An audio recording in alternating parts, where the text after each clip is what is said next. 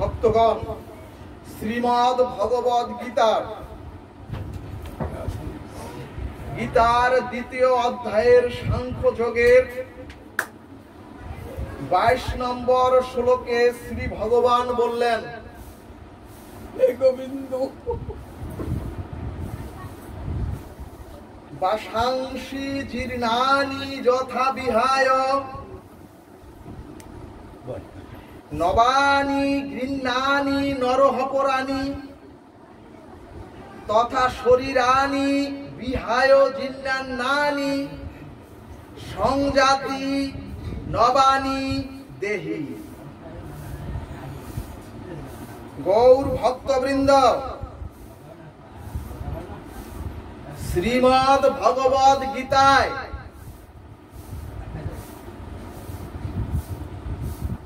শ্রী ভগবান বলছেন,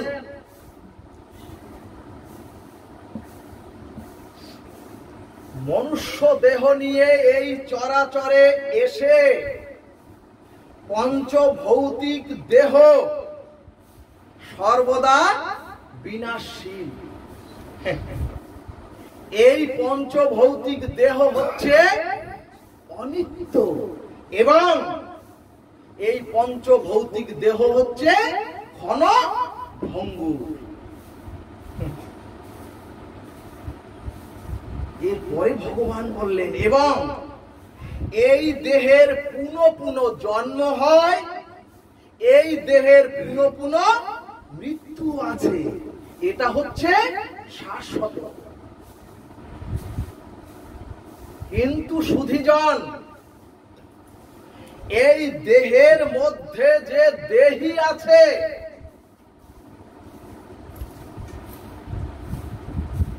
গৌর ভক্তবৃন্দ, এই দেহের মধ্যে যে দেহি আছে, সেই দেহি বা আত্মা অবিনশ্বর।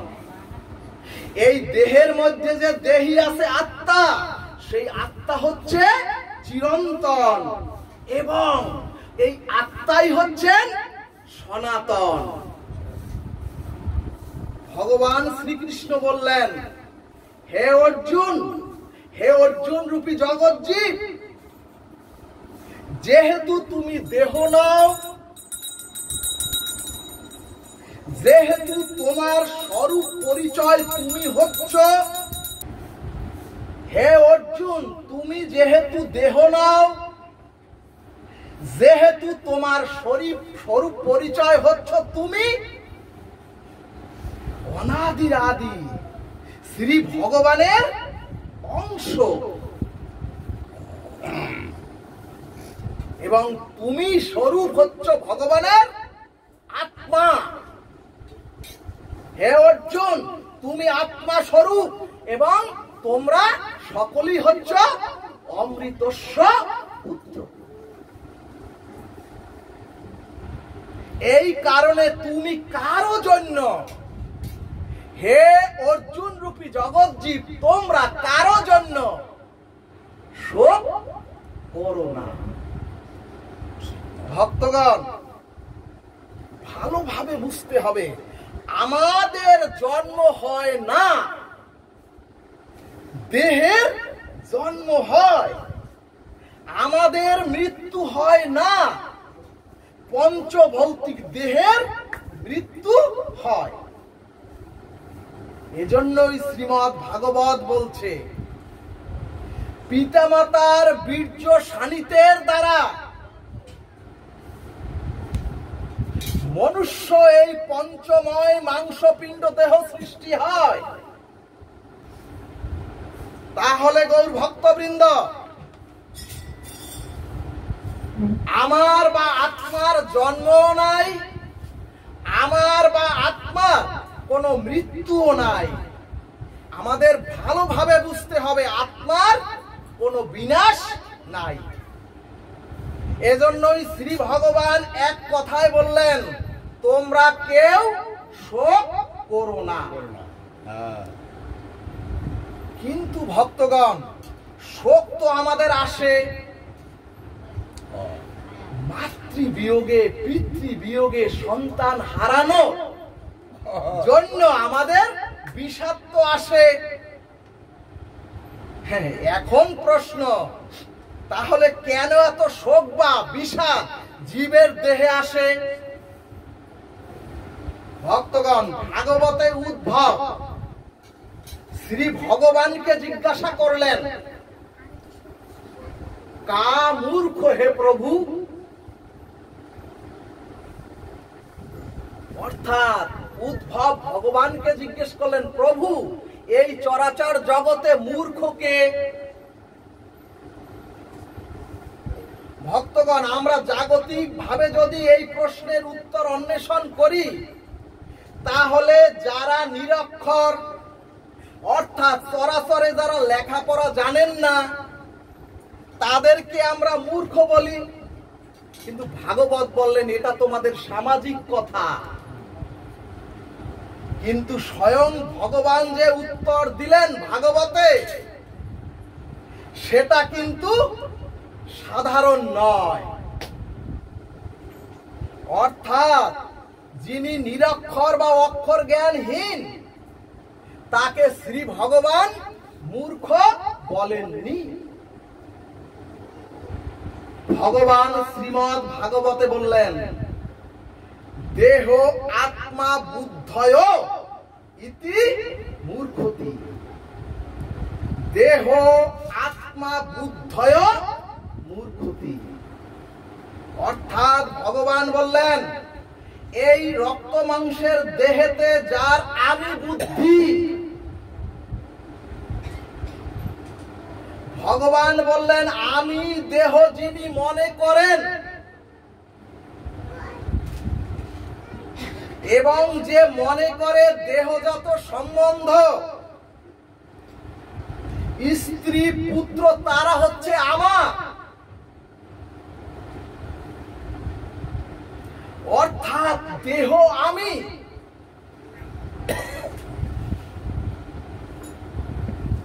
আর দেহজাত সম্বন্ধ স্ত্রী পুত্র পরিজন হচ্ছে সব আমার। এই দেহ এবং দেহজাত সম্পর্ক যা অহমতা এবং মমতা যার মধ্যে যত অধিক, এই দেহ এবং দেহজাত সম্পর্ক যার মধ্যে অহমতা এবং মমতা যত বেশি অধিক,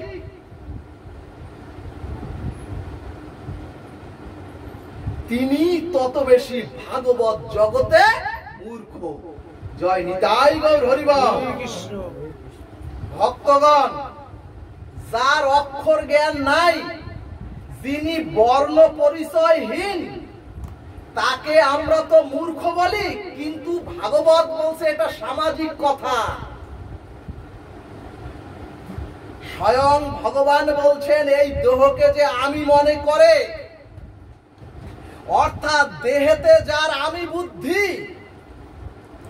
এবং যারা এই চরাচরে মনুষ্য জন্ম পেয়ে মনে করে দেহের সাথে সম্পর্ক যেসব আত্মীয় স্বজন, কুটুম্ব, স্ত্রী, স্বামী, পুত্র, কন্যা, এরা সব আমার।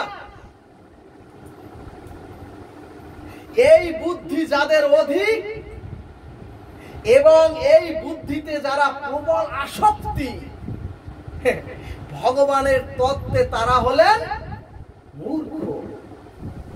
ভক্তগণ, এখন আমাদের জানতে হবে দেহের সাথে আমাদের সম্বন্ধটা কোথায়। এখনই যদি আমার দেহ থেকে আমার আত্মা বিযুক্ত হয়, অর্থাৎ আমি যদি এখনই মৃত্যুবরণ করি,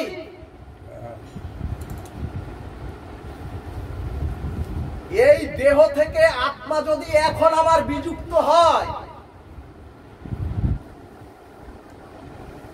তাহলে দেখুন নকাগ্র থেকে শুরু করে নখাগ্র থেকে শুরু করে কেশাগ্র পর্যন্ত আমার দেহটা কিন্তু কিছু সময়ের জন্য হলেও এখানে বর্তমান থাকবে। থাকবে।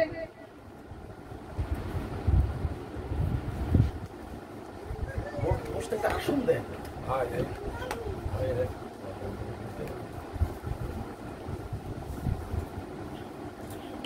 আমার দেহ থেকে যদি আত্মাটা বিযুক্ত হয়, তাহলে এই দেহ সমস্ত কিছু কিছুক্ষণের জন্য হলো এখানে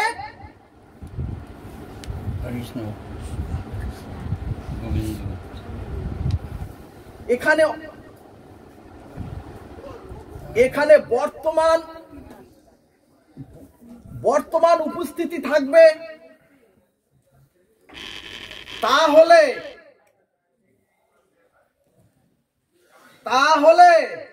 আমার স্ত্রী, কন্যা, আত্মীয় স্বজন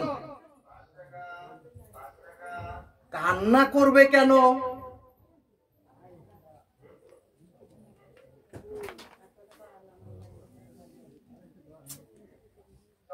যদি কেউ প্রশ্ন করে তোমার মা কোথায়, যদি কেউ প্রশ্ন করে তোমার বাবা কোথায়, কিচ্ছু লাগবে না, বসেন না,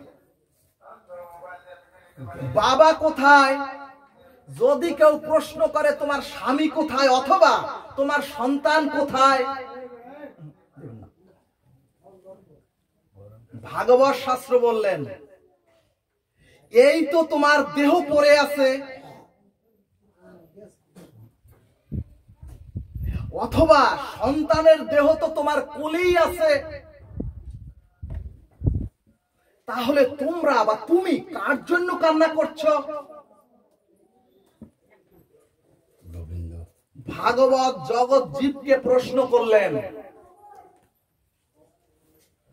ভাগবত জগৎ জীবকে প্রশ্ন করলেন, যার সাথে আপনার সাক্ষাৎ হয়নি জীবনেও,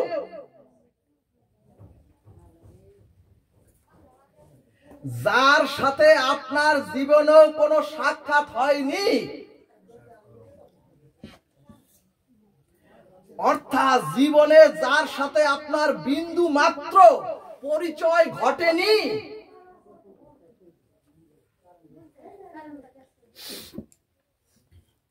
তার জন্য কিন্তু আমরা বা আপনারা বা আমি কেউ কান্না করি না বা শোক করি না। এখানে মজার কথা হলো, স্ত্রী হোক, স্বামী হোক, সন্তান হোক, পুত্র হোক, কন্যা হোক, অথবা সজ্জন হোক, অথবা পিতামাতা হোক, মৃত্যুর পরে দেহটাকে বেশিক্ষণ না রেখে তাড়াতাড়ি অন্ত্যেষ্টি ক্রিয়ার জন্য ব্যবস্থা কেন করেন? কথাটি আরেকবার বলি, এখানে মজার কথা হলো, স্বামী হোক, স্ত্রী হোক, সন্তান হোক, পিতামাতা হোক, মৃত্যুর পরে দেহটাকে বেশিক্ষণ আপনার গৃহে না রেখে, আপনার বারান্দায় না রেখে, আপনার উঠানে না রেখে তাড়াতাড়ি করে শ্মশানে নিয়ে অন্ত্যেষ্টি ক্রিয়ার জন্য ব্যতিব্যস্ত কেন হয়ে পড়েন? ভাগবত প্রশ্ন করলেন, ওরে ভালোবাসার মানুষকে নিয়ে, ওরে তোরা ভালোবাসার মানুষকে নিয়ে সুখ দুঃখ ভাগাভাগি করি তো সংসারে একত্রে ছিলি, তাহলে তাড়াতাড়ি করে শ্মশানে নিয়ে সৎকার করতে এত ব্যতিব্যস্ত হচ্ছ কেন? তোমার দেহটাকে, আত্মীয়র দেহটাকে তাড়াতাড়ি করে শ্মশানে নিয়ে সৎকার করে দিতে চাচ্ছ কেন? এরপরে ভাগবত প্রশ্ন করলেন,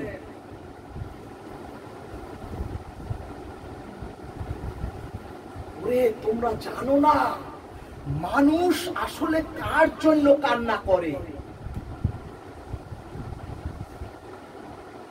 যদি বলেন পিতার জন্য, যদি বলেন মাতার জন্য, যদি বলেন সন্তানের জন্য, যদি বলেন কুটুম্বের জন্য, তাহলে তো শরীরটা পরেই রয়েছে, তাহলে কান্না করছেন কেন? যদি বলেন মায়ের জন্য, তাহলে মায়ের দেহটা তো আপনার কাছেই রয়েছে। যদি সন্তান বলেন, সন্তানের দেহটা তো কোলেই রয়েছে। আর সন্তানের দেহ বুকে নিয়ে কিভাবে কান্না করেন, ওরে আমার পুত্র রে। ভাগবত বলছে পুত্র তো তোমার কোলের বুকই রয়েছে, তাহলে তুমি কার জন্য কান্না করছো, কার জন্য শোক করছো? এখন কেউ বলতে পারেন, এখন কেউ প্রশ্ন করতে পারেন, দেহের জন্য, দেহের মধ্যে যে দেহি ছিল, এখন কেউ প্রশ্ন করতে পারেন, ওরে দেহের মধ্যে যে দেহি ছিল তার জন্য কান্না করছে মানুষ।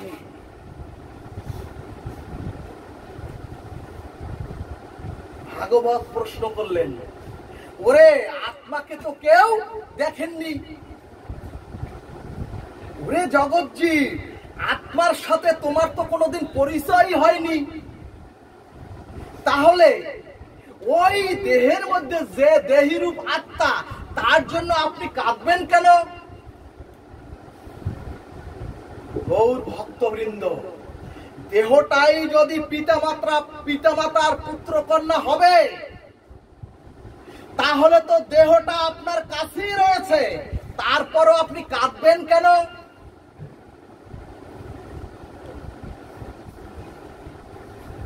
ভাগবত বলে দিলেন, এর কারণ হলো, ওরে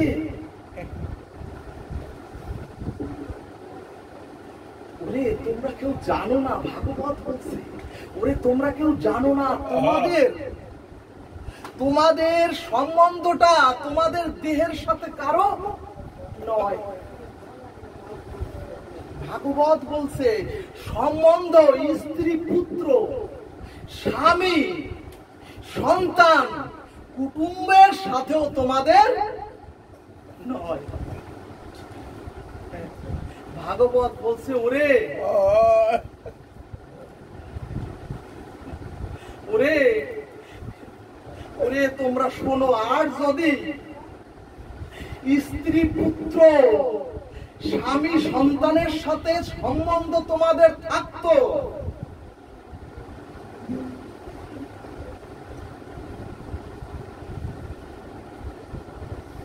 তাহলে আমার মাকে, আমার সন্তানকে আমি পুড়িয়ে দেওয়ার জন্য, শ্মশানে নেওয়ার জন্য ব্যতিব্যস্ত হতাম না, আমি শ্মশানে নিয়ে পুড়িয়ে দেওয়ার জন্য অত তৎপর হতাম না। গোবিন্দ ভাগবত বলে দিলেন, ওরে তোমাদের সম্বন্ধটা হচ্ছে আত্মার সাথে। ওরে জগৎ জীব তোমরা শোনো, তোমাদের সম্বন্ধটা হচ্ছে, ভাগবত বলে দিচ্ছে, ভাগবত শিখিয়ে দিচ্ছে, গৌর হরি এসে বলে দিচ্ছে, তোমাদের সকলের সম্বন্ধটা হচ্ছে অনাদির আদি, অনাদির আদি পরম পুরুষ পরমেশ্বর ভগবান শ্রীকৃষ্ণের সাথে। রাধা কৃষ্ণ বন্দে হরি হরি বল। এই জন্যই দেহকে বুকে নিয়েও, এই জন্যই দেহকে কাছে নিয়েও আমরা ওই আত্মার জন্য কাঁদি, ওই ভগবানের জন্য আমরা সকলে কান্না করি। এই জন্যই ভগবান বললেন ভাগবতে, ওরে তুমি আমার আর আমি তোমার, এই কথা যদি বলতে পারো তাহলে তোমাদের দেহটা দিব্যময় কান্তি দেহ হয়ে যাবে। বলবান রাধা কৃষ্ণ প্রীতি প্রেমানন্দে।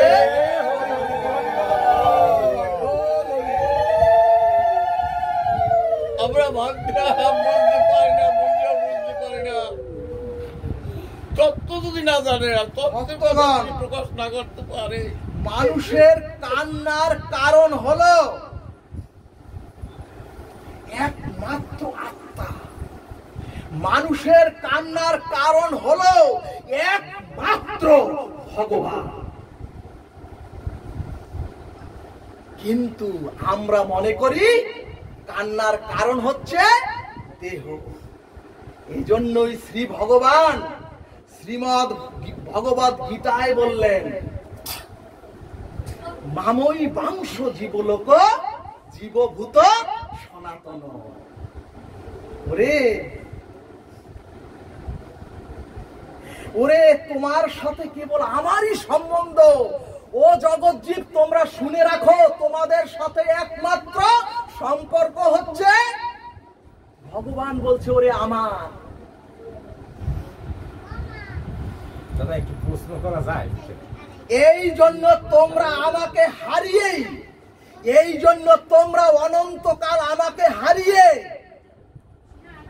আমাকে দূরে ঠেলে দিয়ে, মায়ার কারণে আমাকে তোমরা ভুলে তোমরা নিরন্তর কান্না করছো, চোখের জল ফেলছো। এই জন্যই ভগবান বললেন, যতদিন মানুষের দেহেতে আমি বুদ্ধি আছে এবং দেহের সুখ ভোগী যারা সুখ মনে করে, গোবিন্দ বললেন তারাই এ জগতে মূর্খ। অর্থাৎ দেহ আত্মবুদ্ধয় ইতি মূর্খ। এখন প্রশ্ন আসবে, তাহলে পণ্ডিতকে?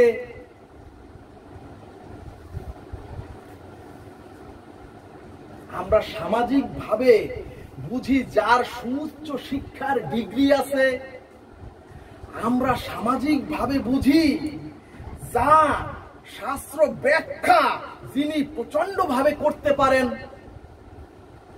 আমরা বুঝি জাগতিক পথ প্রতিষ্ঠা যার যত বেশি সুউচ্চ, সেই হচ্ছে চরাচরে পণ্ডিত। কিন্তু ভাগবতে গোবিন্দ বলে দিলেন, গোবিন্দ বলে দিলেন, ওরে এই চরাচরে মনুষ্য জন্ম নিয়ে যে বন্ধন আর মুক্ত, যে বন্ধন আর মুক্ত, এই দুটি তত্ত্ব বস্তু জেনেছেন তিনি হচ্ছেন পণ্ডিত। ভাগবতে ভগবান বললেন, ওরে যিনি বন্ধন এবং মুক্তি এই দুটি তত্ত্ব যথাযথ রূপে জেনেছেন, নিরূপণ করতে পেরেছেন, তিনি হচ্ছেন পণ্ডিত। অর্থাৎ আমি কেন পুনঃ পুনঃ জন্মাচ্ছি, কেন আমি পুনঃ পুনঃ মৃত্যুবরণ করছি, এজন্য শ্রীমদ্ ভগবদ গীতায় ভগবান বললেন, বহু মেবি ব্যতীতানি জন্মানিতা অর্জুন। হে অর্জুন, তুমি জানো না, তুমি জানো না তোমার বহুবার জন্ম হয়েছে আর তোমার বহুবার মৃত্যুবরণ তুমি করেছো। ভগবান বললেন, ওরে অর্জুন, আসা যাওয়ার বন্ধন, আর এই বন্ধন থেকে মুক্ত হওয়া যায় কি করে? এই তত্ত্ব যিনি জানেন, এই তত্ত্ব যিনি অবগত হয়েছেন, তিনি হচ্ছেন পণ্ডিত। গৌর ভক্তবৃন্দ, এই আত্মতত্ত্ব জানতে হলে ভগবানকে জানতেই হবে। এই জন্য শাস্ত্র বলছে, ওরে ভগবানকে জানাই জ্ঞান, আর সব এই চরাচরের আর সব অজ্ঞান। ভাগবতে পদকর্তাগণ বললেন, হরিকে না জানিয়া লক্ষ বা লাখো জানো যদি, সে জানার মুখে ছাই। অর্থাৎ তুমি ভগবান হরিকে না জানো, তোমার পরমেশ্বর পরম সত্তাকে যদি তুমি না জানো, জগতের লাখো যদি তুমি জানো, তোমার সে জানার মুখে ছাই। সকল শাস্ত্র বলছে, যা জিজ্ঞেস করবেন, শ্রীমদ্ ভগবদ গীতা বলেন, ভাগবত বলেন, শ্রী শ্রী চৈতন্য চরিতামৃত বলেন, যে সন্তান তার পিতাকে মানে না সে হচ্ছে পিতৃদ্রোহী, যে সন্তান তার মাকে মানে না সে হচ্ছে মাতৃদ্রোহী, যে সন্তান দিনান্তে তার পিতা মাতাকে প্রণাম করে না সেগুলি হয়েছে মাতৃদ্রোহী আর পিতৃদ্রোহী। আর যদি জীব ভগবানের সাথে সম্পর্ক না রাখে, মনুষ্য জন্ম পেয়ে যদি ভগবানের সাথে সম্পর্ক কেউ না রাখে, ওরে তার একুলও শেষ আর অকুলও শেষ, কুকুলের খেওয়া গাড়ো বন্ধ। এজন্যই শাস্ত্র বলছে জগতের পিতা কৃষ্ণ যে না ভজে বাপ পিতৃদ্রোহী পাতকীর হয় জন্মে জন্মে তা। অন্য ধর্মের গ্রন্থে লেখা নূরের হকে হক আছে, হক সেনো আগে, পারো যদি ইবাদত করো শেষ ভাগে। এরপরে বলছেন না বুঝিয়া ইবাদত করিবে কাহার, ভূতের বন্দিগি হইবে তোমার। ভাগবত বলছে ভগবানকে চিনেছেন,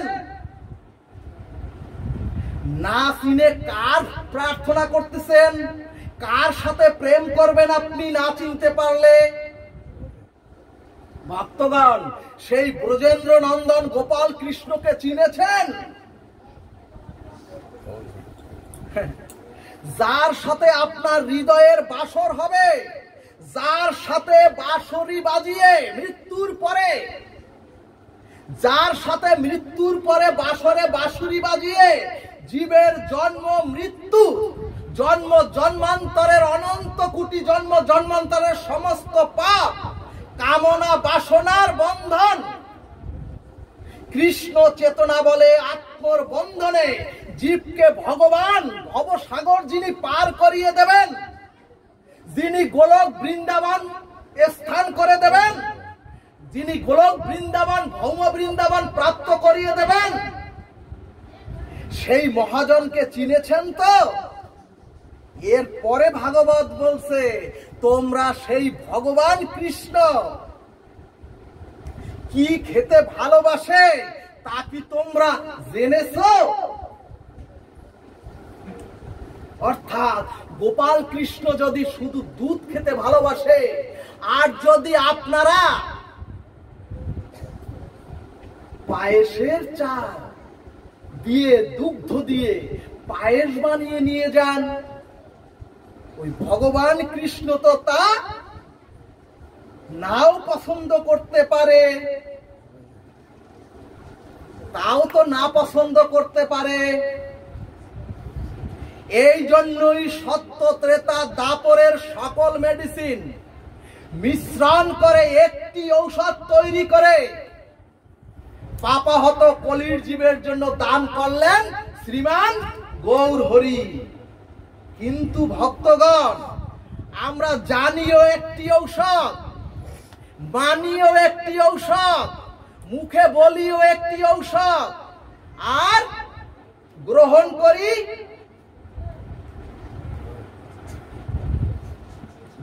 করি দেবদেবী আর সিদ্ধ পুরুষের ভুয়া কোম্পানির বহু রকমের ঔষধ গ্রহণ। এজন্যই ভাগবত বলছে কলিযুগে নাম রূপে কৃষ্ণ অবতার, সর্বক্ষণ বল মুখে বিধি নাহি আর। অর্থাৎ কলিযুগে নাম সংকীর্তন যজ্ঞ ব্যতীত সকল পূজা, সকল অর্চন, সকল কালাকানুন সম্পূর্ণ অবৈধ। শ্রী শ্রী চৈতন্য চরিতামৃত বলছে কলিযুগের চারি ধর্ম জীবেরই কারণ কলিযুগের ধর্ম হয় নাম সংকীর্তন। অতএব কলিযুগে নাম যজ্ঞ সার, অন্য কোন ধর্ম করলে নাহি হবে পার। বলো মন রাধা কৃষ্ণ প্রেমানন্দে হরি হরি বল মন। জয় জয় এই নবশ্রীধাম বৃন্দাবন বিহারী লাল কি জয়, জয় জয় কৃষ্ণচন্দ্র ভগবান কি জয়, পঞ্চতত্ত্ব কি জয়, সখী বৃন্দ কি জয়, শ্রীমান গৌর হরি কি জয়, প্রেমময়ী শ্রী শ্রীমতী রাধা রানী কি জয় নিতাই গৌর সীতানাথ প্রেমানন্দে হরি হরি বল মন। গঙ্গা গীতা সাবিত্রী সীতা সত্তা পতিব্রতা ব্রহ্মাবলী ব্রহ্ম বিদ্যাত্রী সন্ধ্যা মুক্তি গৃহিণী অর্ধমাত্রা চিদানন্দা ভবগ্নি ভ্রান্তি নাশিনী বিদত্রয়ী পরনন্দা তত্রাত্রই জ্ঞান মঞ্জুরি ইত্যাত্তানি জপে নিত্য নর নিশ্চল মনসা জ্ঞান সিদ্ধিং লবে নিত্য তথান্তি পরমং পদম। সকলে সমর্পিত হয়ে বলুন হরে কৃষ্ণ কৃষ্ণ কৃষ্ণ হরে হরে হরে রাম রাম রাম হরে হরে। ওং শান্তি ওং শান্তি ওং শান্তি। মায়ের একটু উলুধ্বনি দিন। জয় জয় শ্রীমৎ